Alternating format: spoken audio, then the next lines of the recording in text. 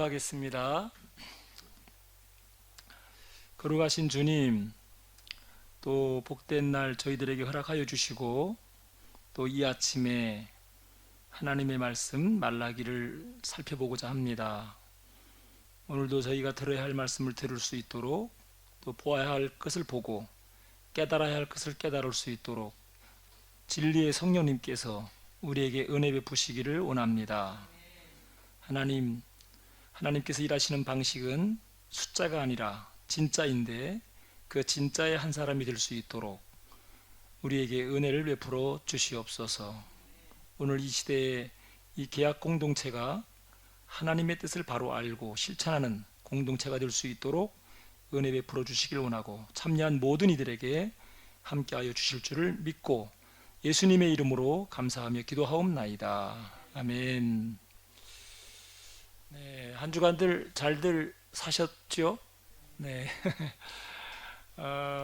앞서서 소외연서를 이렇게 강의해 주신 우리 목사님들 또 장로님들 귀한 강의 아주 잘 들었습니다. 참 그 소외연서의 가치를 다시 한번 느끼고 이렇게 깨닫는 그런 시간이었습니다. 앞으로 이제 느헤미야, 에스라 또 이제 두 번의 강의가 남았는데요. 또 귀한 강의를 기대하면서 오늘은 말라기서 구약 이제 12소 선지서 가운데 마지막인데, 이 마지막 말라기서를 좀 같이 보겠습니다. 자, 먼저 말라기는 어떤 책인가? 말라기 어떤 책인가? 말라기는 이제 뭐 여러 가지로 생각해 볼 수가 있지만 짧은 네 장인데요. 네 장인데 저는 그 이전에 제가 알고 있는 말라기는 딱 두 마디로 11조, 그 다음에 치료의 광선, 그렇게 좀 여러분들과 나누고 싶은데, 제가 고등학교 2학년 때죠. 고등학교 2학년 때 신년 축복 성회를 참석을 했었어요. 겨울에 매년 1월 달 되면 이제 교회들마다 그때 부흥회를 했는데요. 1980년도니까 굉장히 꽤 오래됐죠. 근데 이제 그때 그 부흥 강사님이 신년 축복 성회를 하면서 축복받는 비결, 얼마나 그게 뇌리에 기억이 박혀 있는지 잊어버리지도 않아요. 지금도 주일성수, 그 다음에 11조, 그 다음에 감사생활, 그 다음에 주의 종을 잘 섬겨야 된다. 아유, 얼마나 그때 이후에 그 네 가지를 제 신앙의 모토로 삼고 복받아야지 하고, 주일 성수는 무슨 일이도 지키자, 11조 하자, 감사생활 하자, 주의 종 섬기자. 그래서 지금까지 이렇게 뭐 나름대로 해오고 있죠. 11조 하면 복을 쌓는다고 그러니까 그때 좀 가난했거든요. 그러니까 부자 된다는데요, 뭐 얼마나 좋아요. 그래서 11조 그때 이제 본문 성경이 말라기서 3장 10절, 유명한 그 말라기 3장 10절이죠. 그 다음에 이제 치료의 광선은 주로 이제 목회하면서 그 4장 2절 3절 쪽에 보면 이제 치료의 광선을 발하여 뭐 송아지처럼 뛰게 된다. 근데 요거는 주로 이제 병든 사람들을 위해서 기도할 때 주여 그러면서 막 병든 사람 치료의 광선을 발하여 주옵소서, 뭐 송아지처럼 건강하게 뛰게 하여 주옵소서. 그래서 저에게는 어쨌든 말라기 하면 11조와 치료의 광선이 딱 이렇게 남아 있어요. 근데 이제 와서 이렇게 보니까 참 너무 이 11조와 치료의 광선을 좀 잘못 알고 있었다라기보다는 바로 알지 못하고 있었다. 그런 생각을 이제 이 강의를 준비하면서 다시 한번 해봤고, 이전에 우리 길동무 강 목사님이 얘기를 하셨지만 다시 한번 또 제가 이렇게 준비하면서 참 맞구나, 이런 내용이구나, 그런 생각을 했습니다. 자, 이제 말라기에 대한 저의 어떤 이전에 그런 개념이 있었고, 말라기는 어떻든 소예언서의 마지막 이제 책이죠. 끝자리에 위치한 책인데요. 마지막 끝이 중요하죠. 요즘에는 뭐 편지라는 걸 잘 안 쓰잖아요. 카톡으로 하고 문자로 하고 그러는데 옛날에 제가 고등학교 다닐 때 그때는 80년대 요때는 70년대 80년대 요때는 부모님들한테 편지 쓸 때 뭐라고 그래요? 부모님 전상서 그래가지고 뭐 날씨 뭐 그동안 잘 지내시는지 안녕하신지 뭐 이렇게 쭉 쓰고 나중에 마지막에 제가 이만저만해서 지금 학교 생활하는데 돈이 좀 필요합니다. 가능하시면 10,000원이라도 5,000원이라도 좀 보내주셨으면 좋겠습니다. 그죠? 마지막에 중요한 얘기를 하는 거예요. 마지막에 결론에 가서 어쨌든 처음에는 부모님께 좋은 얘기를 하고 마지막에 돈 부탁하는 얘기를 하는 거죠. 자, 구약 성경의 마지막 책으로 말라기가 있다는 것. 여러분 뭐 익히 강의 들어서 아시겠지만 이거는 이스라엘 신앙 공동체, 옛기약 공동체의 총결산서와 같은 총으로 모든 것을 평가하는 그런 책이다. 근데 저는 참 이게 우리 강 목사님이 이렇게 그렇게 얘기를 하셨던데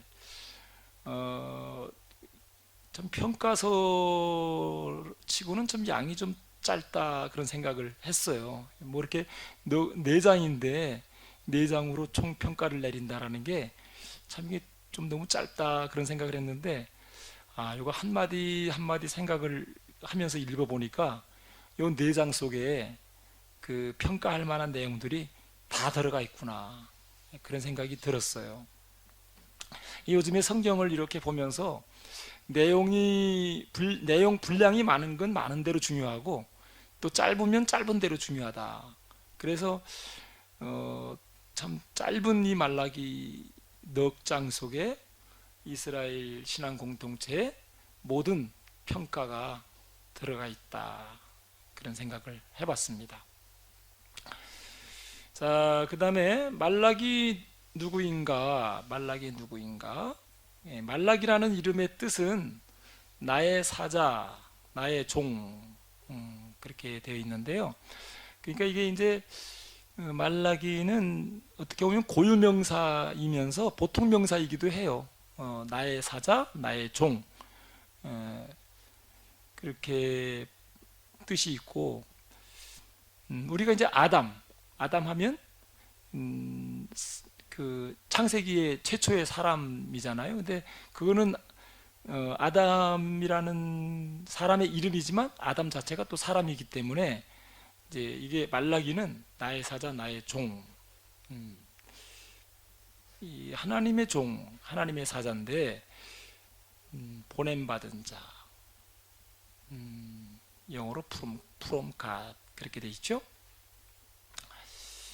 근데 이게 말라기가 하나님의 종, 하나님의 사자, 어떻게 하나님의 사자가 되고 어떻게 하나님의 종이 되었을까? 하나님으로부터 왜 그가 보냄을 받았을까? 뭐 그런 내용이 전혀 없죠. 전혀 없죠. 이거는 어떻든 뭐 우리가 성경을 지금까지 공부하고 또 내용을 들은 바에 의하면 이제 암시, 뭐 함축, 은폐라는 것을 통해서 이제 찾아내야 되는데 어쨌든 하나님의 말씀이 임했다, 하나님의 말씀을 받았다, 하나님으로부터 보냄을 받았다라고 하는 것은 하나님과 뭐가 통했기 때문에 보냄을 받는가, 하나님의 말씀을 받는가, 하나님과 코드가 통했다. 그 하비루의 길 아마 읽어보시면은 예언자가 만들어지는 과정 세 가지로 말씀을 하고 있는 걸로 제가 읽었는데요. 일단은 하나님과 코드가 같다라는 것은 하나님과 관심이 같다. 그래서 말라기서 1장서부터 4장까지 읽어보면 말라기라는 사람의 관심이 뭐냐? 그거는 하나님과 야훼 하나님과 계약을 맺은 이스라엘 신앙 공동체가 제대로 역할을 못하고 있다. 그거에 대한 말라기는 지금 뭘 받고 있는 거예요? 열받고 있다는 거죠. 열받고. 열받고 있는 게 이제 하나님하고 똑같은 거죠. 하나님도 그거에 대한 열을 받고 있는 거죠. 열만 받는 것이 아니죠. 열받고 있다라는 것은 말라기 속에 이제 그들에 대한 끓는 아픔, 고통, 그리고 가슴앓이를 동시에 하고 있다는 거죠. 잘못된 길로 가고 있는 그들에 대한 안타까움이 있다는 거예요. 이거는 뭐 성경에 나오는 모든 하나님의 사람들의 공통된 요소죠. 그 다음에 관심은 뭐 있을 수 있어요. 그죠? 잘못된 길을 가는 교회나 잘못된 사람들을 향해서 또 하나님의 법을 어기는 사람들에서 저렇게 살면 안 되는데 이런 어떤 애끓는 마음은 누구나 가질 수가 있어요. 그런데 예언자들에게 또 한 가지 그 다음에 있는 거는 그 관심을 가지고 뭐 하는 사람들이죠? 기도하는 사람들이죠. 그거를 끌고 하나님 앞에 나아가서 어떻게 해야 되냐고, 이 문제를 어떻게 해결할 수 있냐고 기도하는 겁니다. 기도를 하는데 잠깐 기도하는 사람이 아니라는 거예요. 예언자들은 그 문제를 가지고 하나님 앞에 끊임없이 지속적으로 기도한다는 거죠. 그런 기도하는 가운데 하나님과 기도하는 사람 사이에 썸씽이 일어나는 거예요. 그거를 이제 우리 강 목사님이 이제 하나님 면전 체험이라 이제 그런 표현을 쓰시는데요. 뭐 저는 그런 체험까지를 가질 않아서 그냥 잠깐 아주 조금 이렇게 그런 걸 느껴봐서 뭐 거기서 일어나는 일들을 저는 잘 모르죠. 근데 어쨌든 기도하다 보면 하나님의 심정이 부어지고 하나님의 마음이 불릴 듯 일어나서 그 다음에 이제 예언자에게 주어지는 게 세 번째는 응답이라는 거죠. 응답. 관심, 기도, 응답. 응답이 뭐죠? 응답이 하나님의 말씀입니다. 시편 107편 20절 제가 아주 좋아하는 말씀인데요. 그 말씀 보면 이제 그 이스라엘 백성들이 바벨론 포로기에 이제 부르짖고 기도하다가 하나님의 은혜를 경험한 이야기를 쭉 얘기하는 게 107편 시편이거든요. 그래서 인생이 고통 중에 근심하며 부르짖었더니 하나님께서 이렇게 저렇게 은혜를 베풀어 주셨다. 뭐 그런 내용들이 반복돼서 나와요. 시편 107편에. 근데 그 107편 20절에 아주 중요한 얘기가 나오는데 그가 그의 말씀을 보내어 그들을 고치시고 고치시고 그 다음에 그들을 파멸의 구렁텅이에서 그들을 이끌어 올리셨다. 그가 그의 말씀을 보내셔서 그들을 고치셨다. 그리고 그들을 파멸의 구렁텅이에서 구출했다. 이끌어냈다. 그런 말씀이 있죠. 이 말씀을 제가 이제 좀 가슴에 새기고 마음에 품고 하나님 앞에 기도할 때 그런 은혜를 구하죠. 하나님, 사람을 고치는 게 하나님의 말씀인데 이 말씀을 듣는 이들에게, 읽는 이들에게 보내셔서 잘못된 신앙, 잘못된 마음들 고치시고 또 지금 이 땅, 이 교회, 우리의 삶을 파멸의 구렁텅이에서 이끌어내 주시옵소서, 건져 주시옵소서 기도합니다. 그러니까 이제 말라기라는 사람은 지금 제가 말씀드린 것처럼 그렇게 이스라엘 계약 공동체가 잘못된 방향으로 가고 있는 것에 대한 열받고 있었고 또 가슴앓이하고 있었고 그걸 가지고 하나님 앞에 나가서 어떻게 해야 되냐고 기도했던 사람이고 기도를 얼마나 했는지는 뭐 성경에 나와 있지 않아요. 근데 꽤 오랜 시간 아마 기도하지 않았을까 싶은데요. 기도하다가 응답을 받은 것이 바로 이제 말라기서 넉 장의 네 장의 말씀이라고 보면 되겠습니다. 자, 그 다음에 이제 이 말라기서의 시대적 배경은 제가 이제 간단하게 BC 450에서 460년경 그렇게 얘기했고, 이제 아마 에스라 느헤미야가 활동하던 에스라 학개 스가랴 이런 사람들이 활동하던 동시대 인물이 아니겠느냐, 아니면 조금 더 후에 인물일 수가 있고요. 이게 이제 그 시대적 배경은 요렇게 그 시대에는 그렇게 볼 수가 있는데, 배경으로 보면은 제가 거기에 간단하게 야훼 신앙에 대한 회의, 그리고 계약 위반, 뭐 계약 무시, 요게 팽배했던 시대다, 그렇게 보면 되는데, 왜 그러면 야훼 신앙의 회의를 가지고 계약을 무시하는 삶으로 이스라엘 백성들이 나갔을까? 그 이제 바벨론 포로에 돌아와 가지고 그들이 참 어렵게 힘겹게 그들이 했던 일이 뭐죠? 일단은 성전을 건축하잖아요, 그죠? 이제 신앙으로 살자, 믿음으로 살자, 말씀대로 살자. 그래서 그 운동을 정말 어려운 중에 정말 힘을 다해서 하죠. 그래서 그 일을 할 수 있도록 학개 스가랴가 또 말씀으로 부추기고,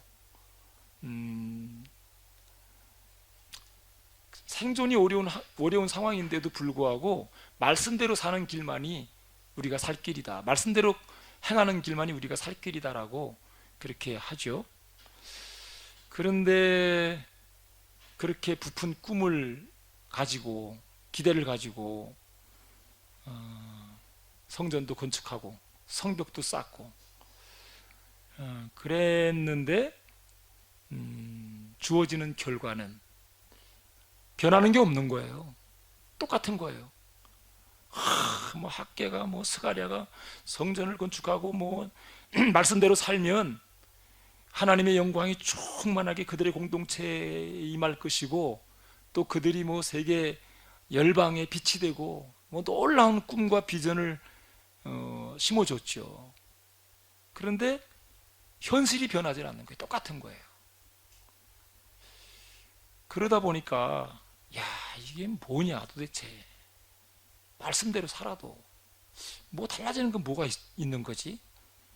이제 이러면서 점점 신앙의 회의가 들어오는 거죠. 제가 이제 2002년도에 우리 강 목사님이 군포 지방에서 계약 공동체가 아니고 계약 공동체 하도 뭐 하다 보니까 이제 입에 뱉는데요. 이 케노시스 하비르의 길을 이제 시연회를 여기서 했어요. 여기서 이 교회에서 했는데, 한 군포 지방의 목사님들 뭐 한 10명 정도 모이셨나? 한 열 몇 명 모였어요. 뭐 그 내용이 참 신선하더라고요. 좋았어요.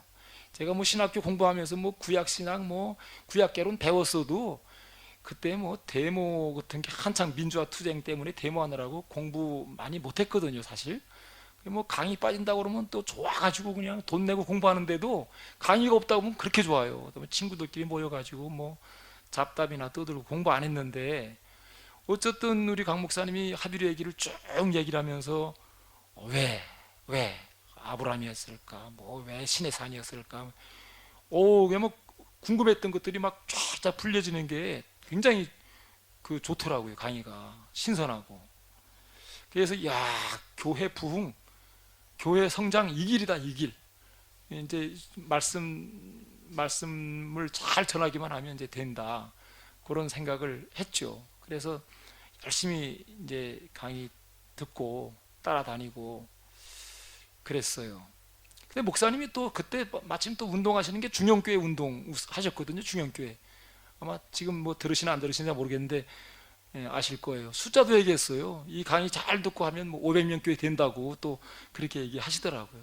아니 그러니 뭐 목사가 뭐 얼마나 그 지금 뭐 열 명 채 목회 10명 시작했을 때 교회 개척했을 때 10명 되나 안 되나 모르겠는데 거기에 50명도 많은데 500명의 꿈을 심어주니까 얼마나 좋아요. 또 될 것도 같아요. 또 막상 따라다니다 보면. 그래서 열심히 따라다니고 뭐 5년인가 7년인가 지났는데도 뭐 별로 달라지는 게 없더라고 또. 아유, 그래서 내용은 좋은데 뭐 이러냐 이거 뭐 말씀이 어떻게 역사하는 거야 마는 거야 뭐. 그래서 2010년인가 11년인가 뭐 그때쯤 돼서는 좀 시들해지더라고요. 이 케노시스에 대해서 시들해지더라고요. 그때 목사님 강의 한창 하실 때는요 4박 5일 강의하시는데 아침에 9시인가 시작하면 밤 11시 반에 끝나셨던 것 같아요. 12시 그 반 다 돼가지고. 야, 정말 말하는 목사님도 얼마나 힘들었겠지만 듣는 사람도 엄청 힘들었거든요. 진짜 힘들었어요 그때. 지금 조금만 강의 오래 하면은 막 제가 뭐라고 그러죠. 이제 중간에 시계 딱 보고서 이제 그만하시라고. 요즘에는 워낙 잘하시죠. 시간을 잘 끊으시고. 근데 어쨌든 간에 그렇게 해서 제가 좀 한동안 케노시스에 대해서 이렇게 좀 손을 놓았다 그럴까 발을 좀 멈춘 적이 있어요. 그래서 야 이거 안 되겠다.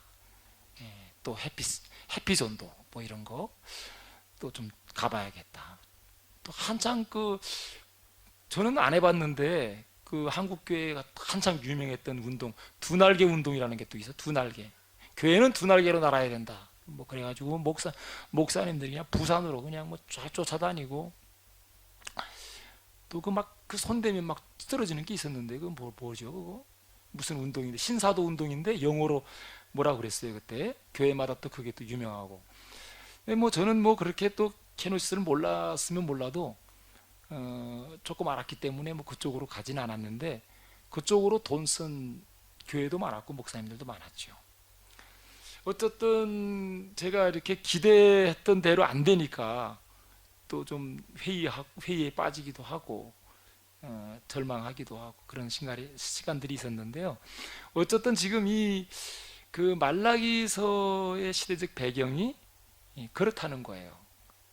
열심히 했는데 참 기대를 가지고 온갖 정성을 다 쏟았는데 뜻대로 안 되니까 생각대로 안 되니까 거기에서 오는 회의, 낙심, 절망들이 있죠. 우리가 신앙생활하다 보면 이제 이런 경험들이 있어요. 근데 요즘에 와서 이제 깨닫는 거 하나는 내 뜻대로 내 기대대로 되는 게 신앙생활이 아니다. 예, 그런 생각을 요즘에 조금 하고 있습니다. 자, 이런 시대적 배경에서 이제 말라기서가 주어진다. 그렇게 좀 이해를 하시고 하시면 될 것 같고요. 자, 이제 말라기서의 그 본문으로 한번 들어가 보는데요. 거기에 보면은 말라기 본문 살피기 해가지고 말라기서 1장 1절 그 누가 한번 좀 우리 현대 개혁 개정 개혁 개정으로 한번 읽어볼까요? 그 누가 이렇게 좀 개혁 개정으로 네. 여호와께서 말라기를 통하여 이스라엘에게 말씀하신 경고라. 네, 거기까지 여호와께서 말라기를 통하여 이스라엘에게 하신 경고라 그렇게 돼 있는데 요게 공동 번역으로 보면요 좀 짤막하게 그 말라기서 책 제목이 나와 있습니다. 자, 우리 그 저 화면에 나와 있나요? 야훼께서 말라기를 시켜. 자, 같이 읽어볼까요? 시작. 예, 야훼께서 말라기를 시켜 이스라엘에게 내리신 경고. 이게 이제 말라기서의 책 제목이라고 할 수가 있어요. 한마디로 말하면 말라기서는 경고의 책, 경고. 경고한다는 거는 좋은 소리예요? 나쁜 소리예요? 나쁜 소리죠. 나쁜 소리죠. 경고한다는 거 사람들이 듣기에 좋은 소리예요, 싫은 소리예요? 싫은 소리예요. 싫은 소리. 뭐 제 아내가 듣고 있나 안 듣고 있나 모르겠는데 어쨌든 뭐 좀 볼 일이 아까 있다고 그랬는데 저희 집안에서 제 아내가 가끔 저한테 하는 얘기가 당신은 싫은 소리 할 줄 몰라. 자식 새끼들한테 싫은 소리 하는 악역은 내가 다 한다고. 악역은 내가 다 한다. 가만히 생각을 해보니까 그런 것 같아요. 그런 것 같아. 그 아이들이 싫어하는 소리는 제 아내가 다 하고 저는 그냥 싫은 소리는 안 하고 그냥 좀 들어주고 좋은 소리 하고 싫은 소리 잘 안 하는 것 같아요. 제가 볼 때 교회에서도 듣기 싫은 소리 잘 안 하죠. 잘 안 하죠. 그래서 제가 이 말라기서를 강의를 준비하면서 말라기가 나의 사자, 나의 종, 여호와의 종, 여호와의 사자인데 나는 여호와의 종이 아니구나. 나는 여호와의 사자가 아니다. 왜? 왜? 듣기 싫은 소리 안 하니까. 잘 안 하니까. 예, 잘 안 하니까. 말라기는 이스라엘 백성들이 듣기 싫은 소리를 해야 되는데 경고장을 날려야 되는데 말하자면 옐로우 카드에서 레드 카드를 날려야 되는데 날리고 싶었을까요? 아니면 날리고 싶지 않았을까요?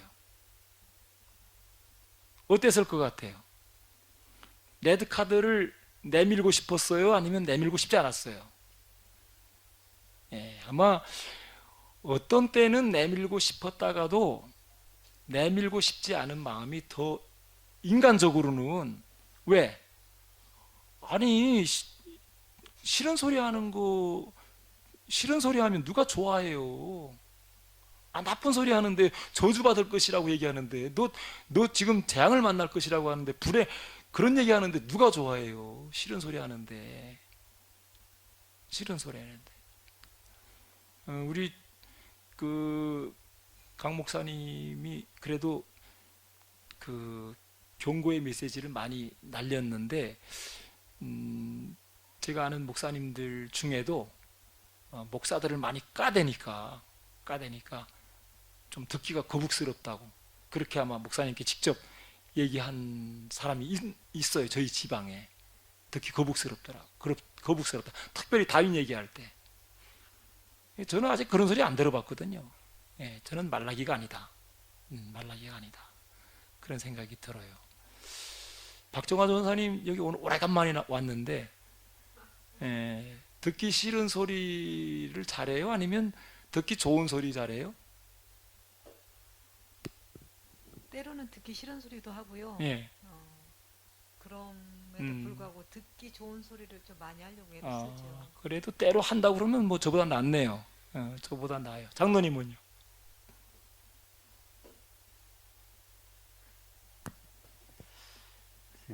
사람에 따라서 좀 다른데, 예, 그래도 듣기 싫은 소리보다는 듣기 좋은 소리를 많이 하려고 노력은 하죠. 네. 듣기 싫은 소리는 잘 안 할, 장로님의 그 성품상 잘 안 하실 것 같은데요.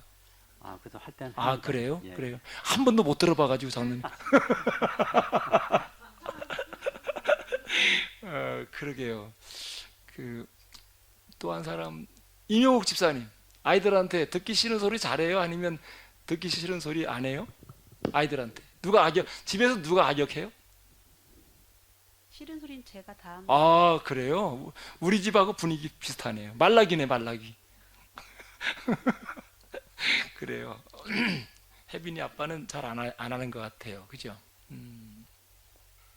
이정성 권사님 그냥 뭐 나왔는데 다 한번 돌아가면서 얘기 한번 해보죠. 뭐.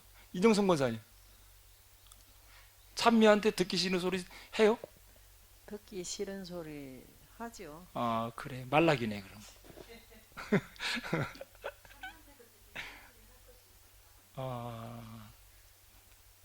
찬미는 어떤 것 같아요? 찬미 자매는? 듣기 싫은 소리를 잘해요? 아니면 사람들이 듣기 좋아하는 소리를 잘해요? 집에서는 음. 듣기 싫은 소리 많이 하는 것 같아요. 누구한테? 가족들한테? 가족의 그 찬민의 가족의 말락이네. 말락이. 우금미 집사님.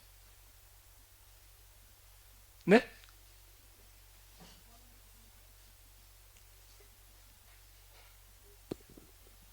저도 저희 집에서는 저희 남편이 싫은 소리를 많이 하는 편이고 저는 음. 되도록이면은 음. 그 말을 좋게 이제 이렇게 풀어나가려고 하는 편입니다. 네, 네, 네, 네, 네, 네. 그래요. 하여간 참 보편적으로는 사람들이 지금 그 사람이 죽을 지경이 돼도 잘못된 길을 가도 마음은 안타까운데 그 안타까운 마음 가지고 너 그러면 죽어. 너 그러면 안 돼. 뭐 이런 소리요 하기가 참 쉽지 않아요. 그래서 내가 이 그 공동 번역으로 이게 참 번역을 잘했다 싶은 게 야훼께서 말라기를 어떻게 시켜. 나 이 말이 굉장히 좋은 번역 같아요. 말라기를 어떻게 시켜가지고 이스라엘에게 내리신 경고. 예. 말라기도 인간적으로는 듣기 싫은 소리 하기 싫죠. 그런데 하나님이 시키니까 어쩔 수 없이 할 수밖에 없는 처지가 아니었을까. 예. 잠언서 어딘가 보면 27장인가 등은 면책은 숨은 사랑보다 낫다라는 말도 있던데, 예. 하여간 어쨌든 이 말라기서 그런 야훼께서 말라기를 시켜서 이스라엘에게 내리신 경고다. 자, 그러면은 지금 1장 한번 좀 살펴보죠. 1장 1절에서 5절까지 어떤 경고를 하고 있는지 한번 좀 현대어로 우리 찬미 씨가 한번 좀 읽어봤으면 좋을 것 같아요. 6절까지 참.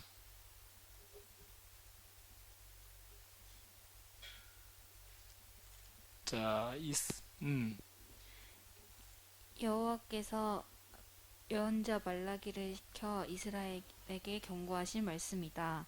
여호와께서 말씀하셨다. 이스라엘 사람들아, 내가 너희를 지극히 사랑하였다. 그런데도 너희는 이렇게 대답하였다. 주께서 우리들을 사랑하신 것이 도대체 무엇입니까? 여호와께서 이와 같이 설명하여 주셨다. 에서와 야곱은 본래 형제가 아니냐? 그런데도 나는 너희의 조상 야곱만을 사랑함으로써 내가 너희를 사랑한다는 사실을 보여주었다. 나는 야곱의 형인 에서마저도 거절해버렸다. 내가 에서의 후손들이 살던 땅, 곧 에돔의 산지를 황무지로 만들고 자자손손에게 물려주던 농경지를 허허 벌판으로 뒤엎어 놓았다. 에서의 자손들은 우리가 비록 파괴를 당하였으나 이 폐허에 다시 건설하면 된다 하고 큰 소리를 치지만 온 세상의 주인이신 여호와께서는 이렇게 말씀하셨다. 그들이 다시 건설하더라도 내가 그것을 다시 무너뜨리겠다. 그때의 사람들은 에돔 땅을 하나님께 버림받은 지역이라고 부르며 에돔 족속을 언제까지나 하나님의 진노를 모면할 수 없는 백성이라고 부를 것이다. 너희 자신도 그런 일을 직접 체험할 것이고 저절로 이같이 선언할 것이다. 진실로 여호와의 크신 권능은 이스라엘에서 먼 밖에까지 뻗칩니다. 네. 자, 지금 여기서 말라기가 이스라엘 백성들에게 주는 경고, 일반 백성들에게 주는 경고라고 볼 수가 있는데요. 경고의 내용은 이겁니다. 하나님 여호와께서 이스라엘 백성들을 사랑했다고 그러는데 이스라엘 백성들의 반응은 여호와께서 우리를 사랑한 것이 뭐냐? 사랑했다는 게 도대체 뭐냐? 사랑을 했다면 우리가 이 꼴로 사는 거냐? 이 모양으로 되는 거냐? 이런 거에 대한 어떤 반문이거든요. 반문인데, 그러면서 이제 에서와 대비를 시키죠. 에서와 대비를 시키는데요. 우리 아이들 때에 아이들이 부모님의 사랑을 받는 그 표시라고 그럴까? 야, 부모님, 엄마 아빠는 나를 사랑해. 이거를 아이들이 뭘로 확인을 하죠? 아이들이 엄마는 나를 사랑해. 아빠는 나를 사랑해. 뭘로 확인을 해요? 뭘로 그거를 아이들이 느껴요? 아이들이 자기가 원하는 대로 해 줄 때, 뭐 장난감을 구할 때 장난감을 사준다든지, 뭐 크리스마스 때 뭐 선물을 원하는 대로 준다든지, 자기 요구대로 자기 뜻대로 이루어질 때 우리 엄마는 우리 아빠는 나를 사랑해 그러잖아요, 그죠? 뭐 어릴 때, 지금은 옛날 얘기지만 그냥 사탕 하나가 귀할 때 눈깔 사탕 하나 사주면 엄마 아빠가 나를 사랑한다 그렇게 이제 느끼고 확인을 하죠. 지금 이스라엘 백성들이 야훼가 우리를 사랑했다? 이게 지금 자기네들 현실 속에서는 와닿질 않는 거예요. 와닿질 않는 거예요. 왜? 자기 뜻대로, 자기 원대로 일이 이루어지지 않았기 때문에. 예. 그래서 지금 여호와께서 이스라엘을 사랑했다는 게 공허한 메아리로 그들에게는 울리고 있는 거죠. 저 개인적으로도 사실 지금에서야 그렇지 않지만 목회가 참 힘들고 어려울 때는 도대체 내 목회에 이 야훼께서 함께 하시는 거냐 안 하는 거냐 뭐 그런 회의를 참 많이 했어요. 그러면서 연말 되면 기도가 무슨 기도였냐면 시편 86편에 나오는 은총의 표징을 뭐 보여달라나 어쩌다나 뭐 그런 기도가 있어요. 근데 하나님, 내 목회에 하나님이 함께 하신다면 은총의 표징을 보여달라고. 은총의 표징이 뭘까요? 그러니까 원하는 게 뭐겠어요, 목회자가? 부흥, 무슨 부흥? 예? 숫자가 많아지는 게 부흥이겠죠. 근데 똑같으니까 이게 이제 은총의 표징을 구해달라고 근데 그러면서 제 아내 말에 의하면 그때 얼굴이 수심이 가득 찼대. 연말만 되면 스트레스를 많이 받는 표시가 났대요. 그래서 제가 이 지금 말라기에 나오는 이스라엘 백성들의 이 말 표현이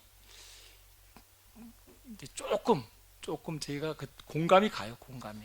그러니까 성경이라는 게 그런 것 같아요. 보면은 내가 나의 어떤 경험치를 가지고 경험한 걸 가지고 이렇게 이럴 수 있었겠다. 그러면 그 지금 이스라엘 백성들의 심정이나 이런 게 조금 더 다가가게 되는 거죠. 아마 여러분들도 살아오면서 뭐 크든 작든 그런 경험들이 있지 않았을까 싶어요. 자, 그런데 하나님께서 야곱을 사랑하셨다.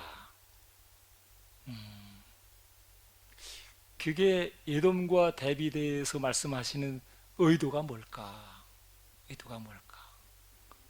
그거는 다른 말로 말하면 그들의 신앙의 정체성을 일깨우는 말씀이거든요. 그러니까 에서는 말하자면 자기에게 주어진 책임, 자기에게 주어진 사명과 관계없이 살아가는 자기 멋대로, 자기 마음대로 살아가는 사람의 대표적인 인물인 거죠. 그런데 하나님께서 야곱을 사랑했다, 이스라엘 사랑했다라는 것은 이스라엘에게만은 하나님께서 그들에게 부여하신 사명, 책임이 있다라는 거죠. 책임. 근데 이거를 알지 못하고 자기들의 뜻대로 이루어지는 것, 자기 원대로 되어지는 것에서 지금 하나님의 사랑을 확인하려고 하는 그들의 잘못된 신앙에 대해서 이 말라기가 지금 경고를 하고 있는, 경고의 말씀을 그들에게 주고 있는 거죠. 우리 신앙생활도 그렇지 않아요? 뭐 누가 이렇게 좀 간증을 한다 할 때 주로 성공한 이야기, 그죠? 또 잘된 이야기, 하나님께서 사랑하셔서, 하나님께서 은혜 주셔서 내가 이렇게 성공했어요. 내가 이렇게 축복받았어요. 뭐 이게 말하자면은 하나님의 사랑을 드러내는, 하나님의 사랑, 하나님의 은총을 증가하는 이야기거리죠. 그래서 어쨌다는 거예요. 그 축복이, 그 성공이 어쨌다는 거예요. 그 성공과 그 축복이 하나님의 사랑과 관련이 있을 수도 있고 없을 수도 있어요. 그게 자칫 잘못하면 기복주의적인 신앙, 기복주의에서 추구하는 게 뭐예요? 성공하고 축복받고 잘 되는 거잖아요. 그죠? 그 야곱에게 하나님께서 주신 사랑의 증거는 하나님께서 야곱에게 부여한 책임이 있고 사명이 있는 거죠. 책임, 사명 하니까 조금 어렵다면 야곱에게 주신 하나님의 사랑의 임무라고 그럴까? 사랑의 증거는 너를 통해서, 너희 후손을 통해서 다른 사람들이 잘 되는 거, 복 받는 거, 그거잖아요. 그죠? 축복의 통로로 살아가는 거. 그러니까 지금 안 돼도, 지금 힘들어도 이 힘들고 어려운 상황을 통해서 하나님은 얼마든지 놀라운 일을 하실 수 있다, 큰 일 하실 수 있다, 이런 거죠. 근데 이거 하나를 깨닫는 게 참 왜 이렇게 어려운지, 왜 그렇게 시간이 걸렸는지 참 뒤돌아보면 저도 이 이스라엘 백성들과 별반 다른 삶이 아니었던 것 같아요. 근데 지금 와서 생각해 보면 하나님께서 참 일하시는, 사랑하시는 방식도 여러 가지인데 어쨌든 가장 낮은 자리, 가장 비참한 자리에서도 하나님은 그 자리에서도 사랑하신다. 그게 이제 예수님의 어떤 그 요단강에서 세례받을 때 그때 울려 퍼진 하늘의 음성이 있잖아요. 이는 내 사랑하는 아들이요 내 기뻐하는 자다. 가장 밑바닥에 내려갔을 때, 그때, 그죠? 또 우리가 이제 십자가도 하나님 어찌하여 나를 버리셨나이까, 하나님의 사랑을 구하는 외침일 수 있는데 사랑을 확인하기 어려운 자리잖아요, 십자가가. 그런데 그 십자가 속에 하나님의 어마어마한 사랑이 들어있다는 거. 우리가 누군가에게 내 것을 내놓는 거, 이게 사랑인데 그게 나의 희생 없이는 안 되죠. 될 수가 없죠. 그래서 이거는 지금 이 에서와 야곱에 대한 이거는 내 뜻대로 내 마음대로 되는 것에서 사랑을 구하고 있는 그들에 대해서 그게 사랑이 아니다. 너희들의 정체성을 바로 깨닫는 거. 깨닫기만 하면 거기서 하나님의 사랑을 확인할 수 있다. 확인할 수 있다. 그래서 그런지 모르겠지만 요즘에는 내 목회에 하나님의 은총의 표징을 구하는 기도는 안 해요. 이제는 그거를 구한다는 게 하나님 앞에 뭐 면목도 없거니와 내 주제에 뭐 숫자가 많고 적음에 그것으로 하나님의 은총을 확인한다는 게 좀 너무 내 주제 파악을 못하는 처지다. 지금 주어진 것만도 내 입장에서는 과분하다, 충분하다. 그런 생각이 드니까 뭐 사랑했니 안 했니, 내가 지금 하나님이 사랑을 내가 받고 있니 못 받니, 이거를 논할 수 있는 입장이 아니더라고요. 그래서 참 오랜 세월 이거 하나 깨닫는데 시간이 많이 걸렸습니다. 자, 그 다음에 이제 2장 몇 절, 1장 7절서부터 몇 절이죠? 2장 9절까지 한번 읽어보시죠. 7절. 네. 너희는 더러운 제물들을 내 음. 제단에 바칠 때마다 나를 모욕하고 있다. 음. 그러면서도 너희는 더러운 제물들이라니요. 우리가 언제 그런 일을 한 적이 있습니까? 하고 반문한다. 음. 너희가 무엇이든지 값나가는 물건은 기꺼이 가져다가 하나님께 바치겠다 하고 큰 소리 칠 때마다 나는 모욕을 당한다. 너희는 눈이 먼 짐승을 내게 바칠 희생제물로 끌고 오면서도 그런 곳에 쓰기에는 아직도 성한 짐승이라고 생각한다. 심지어 절뚝거리거나 병든 짐승을 내게 바칠 희생제물로 끌고 오면서도 너희는 그런 짐승 때문에 하나님이 손해볼 것은 하나도 없다고 생각한다. 그런 선물을 너희 총독에게 한번 주어 보아라. 너희도 그런 선물을 가지고서는 총독의 환심을 살 수 있다고 믿지 않는다. 그런데도 너희는 그따위 선물을 가지고 하나님의 마음을 움직여서 은총을 입으려고 궁리한다. 그러나 너희가 그따위 선물을 바칠 때에 하나님이 너희에게 조금이라도 은혜를 베풀어야 할 이유가 무엇이냐? 지금 몇 절까지 읽었어요? 9절? 2장 9절? 1장? 거기까지인가? 그 두 번째 2장 9절까지인데. 2장 9절까지 예. 좀 길어요. 오히려 너희가 그같이 헛된 재물을 내 제단에 바칠 수 없도록 너희 중에서 누가 내 성전으로 들어가는 문을 모두 폐쇄해 놓았으면 좋겠다. 나는 너희가 하나도 반갑지 않다. 너희가 바치는 재물도 전혀 반갑지 않다. 온 세상의 주인이신 여호와께서 말씀하셨다. 그러나 내 이름은 해가 뜰 때부터 해가 질 때까지 세계 만민들에게 추앙을 받게 될 것이다.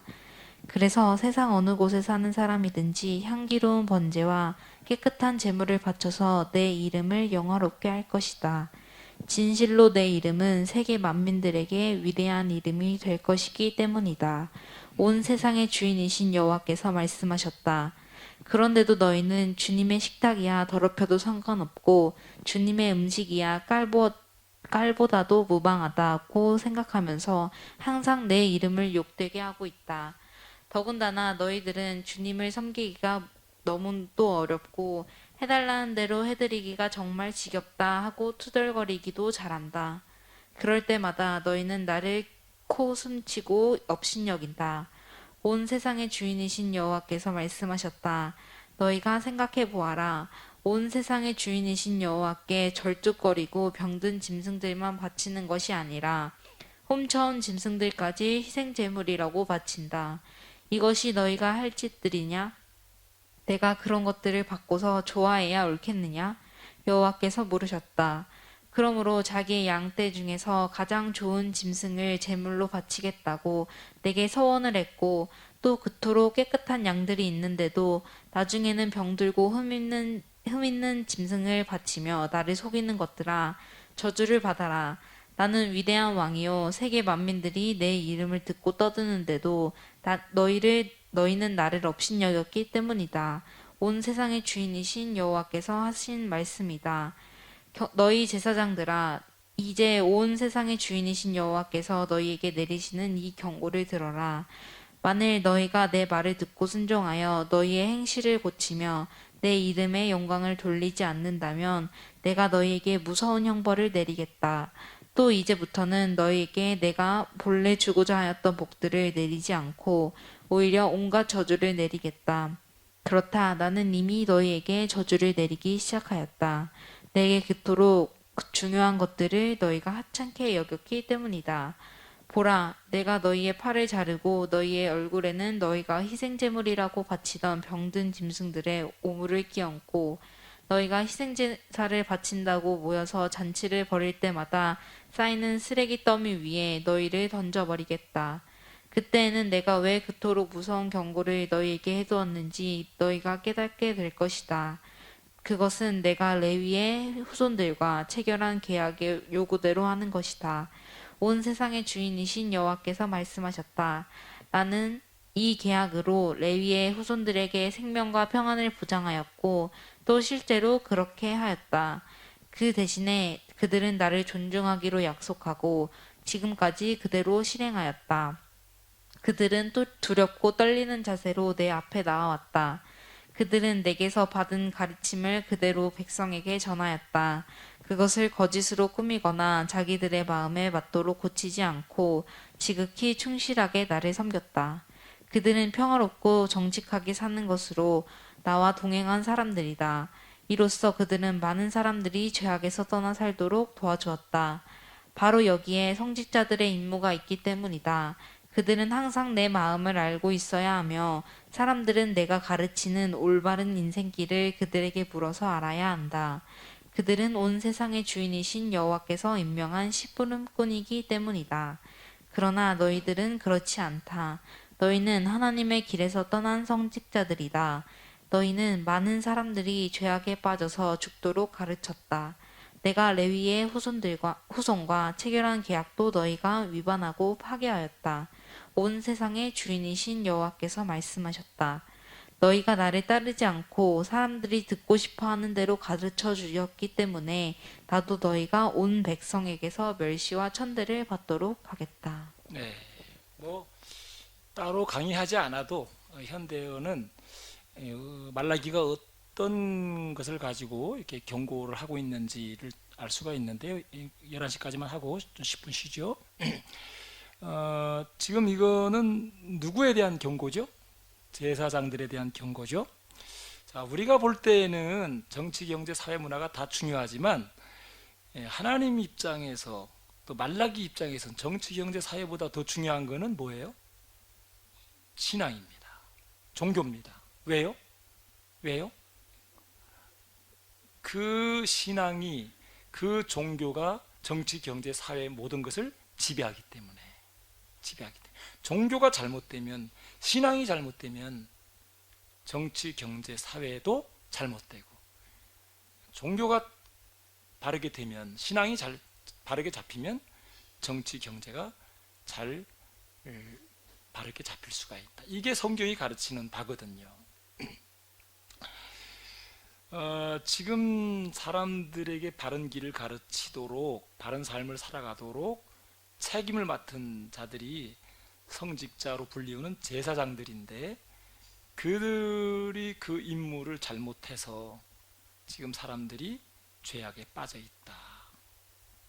그래서 저주를 받을 것이다. 저주가 내리고 있다.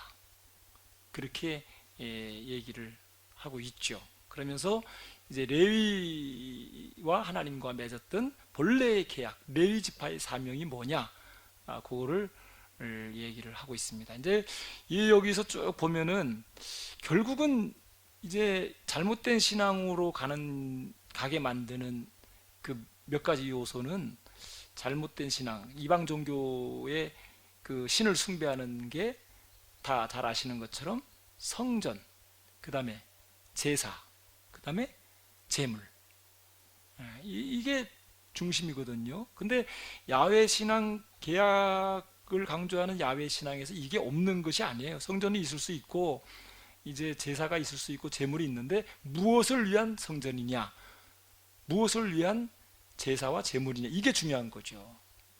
이게 하나님의 법을 이 땅에 실천하고 적용하기 위해서 제물이 쓰여지고 성전이 쓰여지고 이 제사를 드려야 되고 그래야 되는데, 본말이 전도된 거예요. 본말이 전도돼서 본질을 잃어버리고 성전 그 자체, 제사 그 자체, 제물 그 자체가 중요한 거죠. 그래서 말라기가 이제 하나님의 심정을 토해내는 내용들 가운데 보면, 그런 잘못된 제사와 제물을 드리려면 이 성전문을 좀 닫았으면 좋겠다. 성전문을 닫았으면 좋겠다. 그리고 내 이름 팔아먹는 저놈들 쓰레기더미에 다 던졌으면 좋겠다. 그 제물이 배설하는 똥으로 얼굴을 칠했으면 좋겠다. 그런 내용들이 나오는 거죠. 참, 그러니까 야훼 하나님이 얼마나 열받았으면 이 말라기가 그 열받은 하나님의 심정을 가지고 이렇게 토해내는지, 참 제가 이 내용을 이렇게 보면서 참 뭐 누구 얘기가 아니라 오늘 하나님의 말씀을 가지고 감히 설교한다고 하는 게, 이게 참 무서운 일이다. 참 이게 이게 남 얘기가 아닌 남 얘기가 아닌 것처럼 이렇게 들려지면서 참 여러분들 잘 아시는 길대로 말씀대로 호세아서 4장 6절이요. 제사장들이 잘못된 길을 가르침으로 내 백성이 어디 길로 간다고요? 망하는 길로 간다. 망하는 길로 간다. 물론 1차적으로 제사장들이 잘못하는 책임이 있죠. 근데 호세아서 쭉 가다 보면 그게 제사장들의 일방적인 책임만이 아니에요. 그 말씀을 듣고 그것이 옳은 건지 그른 건지 분별하지 않는 일반 백성들에게도 책임이 있다라고 얘기를 하거든요. 그러니까 교회 중세기 역사 1000년이 암흑기로 갈 수 있었던 건, 암흑기로 갈 수밖에 없었던 거는 1차적으로는 그 가톨릭 교황 체제의 잘못이죠. 그런데 그거에 맹목적으로 순종했던 일반 신도들의 책임도 동시에 있는 거죠. 그럼 오늘도 마찬가지입니다. 오늘도 하나님의 말씀을 가지고 뭐 이렇게 저렇게 얘기하는 설교들이 참 많은데 그것에 대해서 정말 옳은 소리냐, 정말 저게 성경이 말하는 바른 소리냐, 이거에 대해서 묻고 질문 없이 따라간다면 그건 그 책임이 목회자에게만 있는 것이 아니고 일반 백성들에게도 책임이 있다라고 하는 거거든요. 그래서 오늘 이 말라기서의 저주를 받을 것이라고 하는 것은 미래형이면서 동시에 현재형인데 저주가 내리고 있다라고 하는, 지금 저주가 지금 임하고 있다, 내리고 있다, 그런 표현이 아까 있었거든요. 이 시대에 이 땅에 저주가 내린다. 저는 기후변화도 대표적인 그 현상이 아닌가 싶어요. 지금 뭐 어제 뉴스 들으니까 뭐 코로나보다 지금 어민들, 농민들은 가뭄이 더 견디기 힘들다고 그러고, 지금 뭐 미국의 콜로라도 강이 지금 사라질 위기에 놓여 있다. 그 콜로라도 강은 우리나라 한강하고는 비교가 안 되더라고요. 이렇게 먹고 살아가는 그 의존하고 있는 정도가. 이게 뭔 책임이겠냐, 누구의 책임이겠냐. 1차적으로 하나님과 계약을 맺은 계약 백성들이 잘못된 신앙, 잘못된 가르침으로 가고 있기 때문에 생태 위기? 그거야 뭐 그거 세상 사람들이 걱정하는 거지. 우리는 그저 예수 믿고 영혼 구원받아서 천국 가면 된다. 영혼 구원 내세 신앙. 교회가 성장하고 부흥하면 그게 하나님의 은혜고 하나님의 사랑이다. 이렇게 가르쳐 놓은 결과 오늘 이 땅에 양극화, 경제 위기, 재앙이 임하고 있는 거죠. 생태 위기, 저주가 임하고 있는 거죠.